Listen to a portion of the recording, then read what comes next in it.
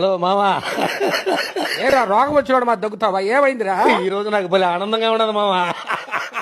ఏమైందో కాళ్ళబడి చెప్పరా నాయనా. మా భార్య ఊరికి పోతా ఉన్నది పొద్దు. కాదురా, ఆ సంతోషం పొద్దు నుంచి సాయంత్రం వరకే కదంట, మళ్ళీ సాయంత్రం వస్తలేదంట నీ పిల్లలు ఆయన. నేను కూడా అట్టే అనుకున్నా, రేపు మొన్నాడు వాళ్ళ పెద్దమ్మ కుదిరితే పెళ్లి ఉంటే ఆన్నే ఉంటదంట. పిల్లం ఇంట్లో లేకుండా ఉంటే ఏం ఆనందం రా నీకు నాయన. దసరా చెలకలకు కూడా మా అమౌంట్ కానీ ఏమంటారు అంటా ఉన్నది. ఇంకా ఆ విషయం కన్ఫర్మ్ కాలా. నవ్వి నవ్వి సత్తావా ఎట? పెళ్ళైనప్పటి నుంచే నేను ఇంత సంతోషంగా ఏ పొద్దు లేను మామ, నాకు భలే ఆనందంగా ఉన్నది. కాదురా, మళ్ళీ 4 రోజులకైనా నీ పిల్లం వచ్చాను కదా. లేదంట, వాళ్ళ పెద్దమ్మోళ్ళు, వాళ్ళ చిన్నమ్మోళ్ళు, వాళ్ళ అమ్మ, వాళ్ళ నాయన, వాళ్ళ వదిన, వాళ్ళ చెల్లెలంతా భద్రాచలం పోతారంట. 3 రోజులు ఉంటారంట. కాదురా, ఇంటికాడ ఇంకా నీకు పండగేనే. నేను కూడా ఒక మాట అన్నా.